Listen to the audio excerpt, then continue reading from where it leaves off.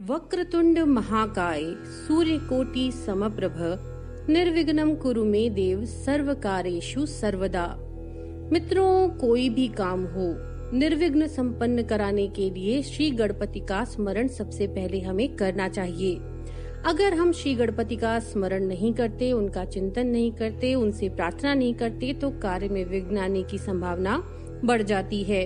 ऐसा ही कुछ हुआ था भगवान विष्णु के साथ एक बार, और वही कथा हम आपके लिए यहाँ पर लेकर आए हैं। तो चलिए शुरू करते हैं।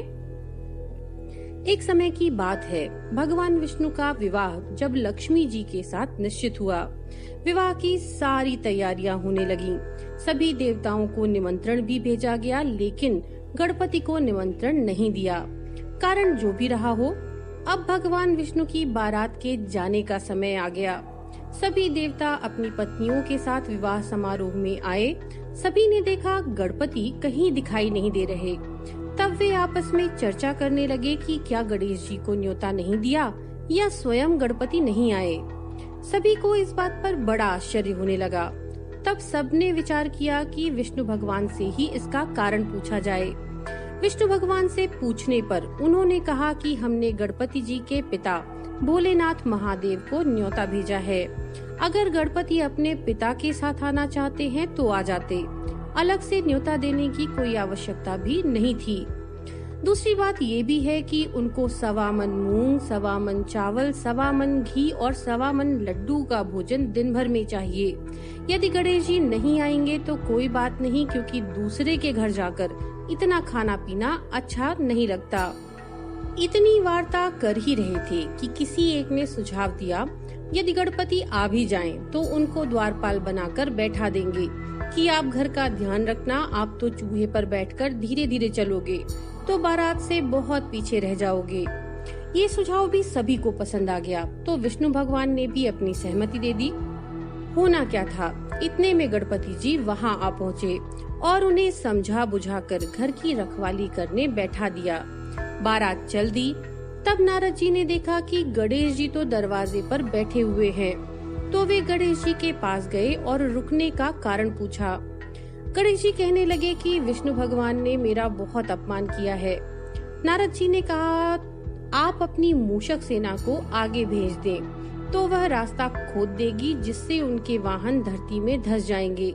तब आपको सम्मान पूर्वक बुलाना ही पड़ेगा। अब तो गणेश जी ने अपनी मूषक सेना जल्दी से आगे भेज दी और सेना ने जमीन नरम कर दी। जब बारात वहाँ से निकली तो रथों के पहिए धरती में धंस गए। लाख कोशिश की, परंतु पहिए नहीं निकले। सभी ने अपने अपने उपाय किए, परंतु पहिए तो नहीं निकले, बल्कि जगह जगह से टूट गए। किसी को समझ नहीं आ रहा था कि अब क्या किया जाए। तब नारद जी ने कहा, आप लोगों ने गणेश जी का अपमान करके अच्छा नहीं किया।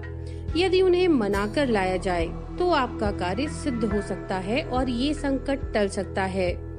भगवान शंकर ने अपने दूत नंदी को भेजा और वे गणेश जी को लेकर आए।